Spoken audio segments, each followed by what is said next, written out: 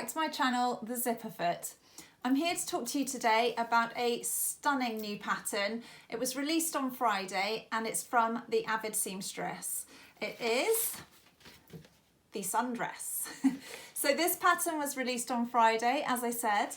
I was very kindly offered the opportunity to make this dress up, initially as a twirl, and then I sent that back with some feedback as requested. And then more recently, I've made it up in a fabric of my choice.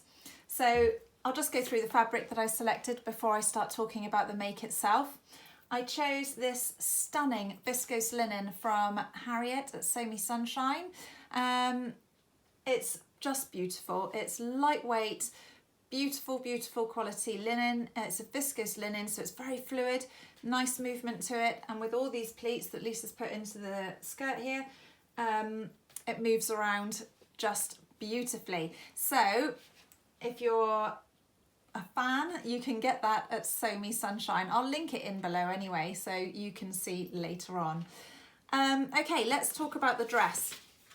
So here she is on this beautiful model here, okay? So it's quite a square bodice, and then there's a pleated skirt. And what I loved about this dress was the length. So it's like a mid-calf length skirt, and obviously you can alter that if you want to. I'm 5'8", so I can carry this length okay, and I just love it. I think I'm nearly 40 now, so it really just feels like suitable for a lady of my particular age. It makes me feel you know, classy and elegant, and I love that about it. It's my cup of tea, absolutely, over and over again. So here's my version. As I said, I made it in this viscose linen here with this floral. The only thing that I've done that isn't as per pattern is add the snaps, and that was because I had the perfect colour snaps that matched these flowers, and I just thought it looked absolutely stunning and I couldn't resist. My next version is going to be in a plain viscose linen. That's also from Sew Me Sunshine, and I'll link it below so you can see it if you would like to. And I will be doing a button down front on that one. So we have the square sort of bodice that you have here. There's a little bit of shaping around the top here, but yeah, it's lovely. It's darted, the button down front, which leads into this pleated skirt. It's pleated all the way around, front and back. The back, let's see if this lovely thing will let me turn it around. Here we go. So the back is very square, as you can see, similarly to the front. Lovely wide straps, so if you're a heavier busted lady, that's going to be very supportive. It's darted down through the back here, and also you have a zip which runs right from the top right the way down through the bottom part of the skirt there. I think it's a 16-inch zip, as I recall. This is probably the trickiest part of the make, or certainly it was the trickiest part as far as I was concerned. So you have these sort of facings at the top, this bodice band here, the back bodice band, which comes down into the back bodice and leads into the skirt. You're trying to match up these seams here, obviously, perfectly well.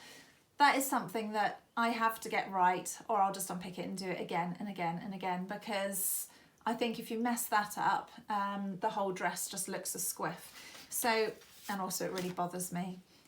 Thankfully, and I'll go into this guide in a little bit more detail in a moment, but I just want to show you why I love the Avid Seamstress.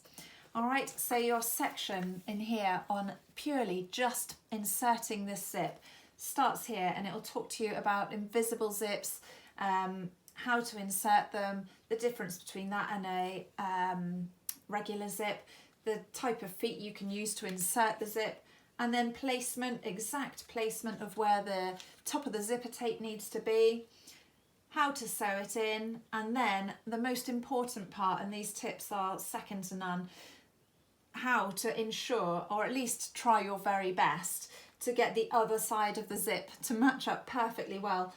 Zip insertion all the way down through there.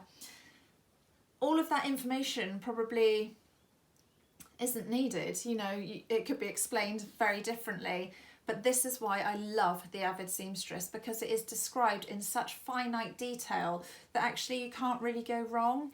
And so for an intermediate sewer or a beginner sewer, you know, you can take this and sit down and read it and ingest it and then put it into practice. And it's exactly what I did. So as I've sewed this one in, on the other side, you just mark on the zipper tape where you want it to match on this side, and then line it up. And the other thing that I like about the instructions on this particular booklet is it goes into quite some detail about how to finish this section here really tidily. Now, I've always struggled with that, and even in fact on the twirl I think I did it a bit wrong when I sent that back to Lisa, which is never great, but there we go. But on this one I actually got it right, and I sat down and really read through the instructions and took my time, and that now has been finished so neatly. But it's down to how it's explained in here. It's so clever. But anyway, that's going off on a little tangent. So yeah, it's explained really well just how to finish this area here nice and neatly. So there we go, that's the back. You can see the pleats along through here, they're all nice and straightforward to insert. If you haven't inserted pleats before, I'll show you the pattern piece in a second so you can see. There we go, she doesn't like going that way. Oh, she's all broken inside, I'll fix that in a minute. Okay, so as I've said, the front there, you can see when it's on, obviously on me, this lady's a little bit smaller than me. When it's on me, it sits here like this, so it's quite a square bodice. I quite like the fact there aren't any darts. In the day dress you have darts here as well to make the bodice really fitted. This one's looser, I quite like that. Gives it a really relaxed feel, like you could go out and have a really big lunch. So I like that as well. So the pattern itself comes with, as I've already briefly gone over, a guidance booklet and all the pattern pieces that you're likely, well, that you will need obviously, and all the guidance and advice that you're likely to need. So it comes in a colour booklet, and as with all the Avid Seamstress patterns, you get your before you start, a little detail on the actual dress itself, and then some layouts, how to lay the pattern out, and then it goes into how to make the dress itself. One thing that I will say to you about the Avid Seamstress is she does a before you start bit, as many patterns do, but you cannot afford not to read the instructions, the before you starts in the Avid Seamstress, because whereas other patterns will tell you to finish the seams as you're going through, in the Avid Seamstress it says at the beginning, if you would like to use an overlocker, you know, do that at the beginning, overlock all your pieces and then keep the sew kind of separate. That's not something that I personally do, but you need to be aware of that if you're making one of these patterns, because you aren't going to be told to do it within the body of the actual booklet. And so it is easy to forget sometimes, isn't it, when you're sewing away, that you forget to overlock a bit and then you think, oh no. So I've made a number of them now, so I know, and I do overlock as I go through my sew. But the guidance in here says overlock your pieces right from the beginning. So do just bear that in mind if you're going to be sewing that. Make sure you read the guidance booklet. I know how excited we all get with new patterns, and sometimes we just dive right in. Well, I do anyway.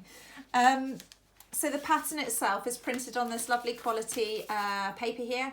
It's very similar to, you know, standard printer paper that you get.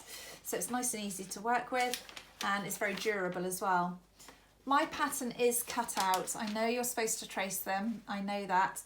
However, in my defence, there's no defence for me because I always cut my patterns, but in my defence on this particular dress, I was obviously sent the pattern before, so I knew what my size was, and so it was a safe cut of the pattern. It's a poor justification for being lazy.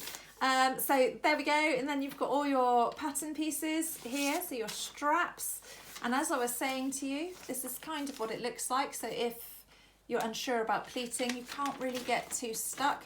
You've got your sets of numbers, So say you're a size 8, for example, there, and the arrow is showing you what way to pleat. You match the 2 numbers, and then obviously this is fabric, so it'd be very much easier. You would just sew across the top to keep it in place, which is all in the instruction guide, but that essentially that is all you're doing, is matching the numbers all the way across. So again, it's explained very well and you won't get stuck with that. Bodice construction is really quite straightforward. The most difficult thing for me on this particular one is the viscose linen did have a tendency to want to stretch out of shape. It had a little mind of its own there for a minute, so I had to rein that in. And I think, you know, it's come out really, really well. I just love it. So other than that, I didn't really have any major issues with this sew. And that's that. So I think this one is one for your summer wardrobe. I have previously made the day dress, as loads of you will be aware, because that's probably my most favourite pattern ever prior to this one, obviously.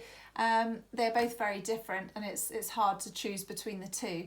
So this one here I love. I just think if you were going to a wedding or you had a summer event or a family Barbie or friends or whatever, you know, little glass of wine in hand, this dress gives you the most beautiful silhouette, and I have no shape at all, and yet somehow this one here manages to give you a really nice little shape. So it's perfect for, yeah, an outing with the girls, or if you're off out with hubby. I think it's just stunning. It's beautifully feminine, it's elegant, it's classy. You're never going to regret having this one in your wardrobe. So it's a big thumbs up from me. I love it, and I think the Avid Seamstress have hit the nail on the head with this sundress. I think it is going to be a summer staple. Can't wait to make it in a plain fabric. I absolutely think when you make things in a plain fabric and there's pleating detail, gathering detail, lots of dart detail, whatever, it brings something different to the dress when you've made it in a plain fabric. It's like it just highlights all the details. There's nothing else to look at. Whereas here you're looking at my beautiful fabric that I've used. So I can't wait to make it in the plain viscose linen as well, and just see all this beautiful detailing that they've put time and effort into, just to watch that pop and come to life. So that's it from me today. I hope you've enjoyed watching my short review of this pattern. It's absolutely beautiful. Put it on your list. It's, like I say, it's a huge thumbs up from me. And Lisa, if you're watching, thank you so much for the opportunity to make your sundress. As always, it's a beaut, and so are you. So thank you very much. Take care, everyone. Enjoy this lovely sunny spring day that we're having here. I hope you've got it as well. Gents and I are going to hit the moors, I think, and have a nice walk. Take care, and I will speak to you again soon. If you'd like to subscribe to the channel, please do so just below. I've linked everything in that I've talked about in this video today. So if you're interested in anything that I've mentioned, including the sundress here, this comes as a kit.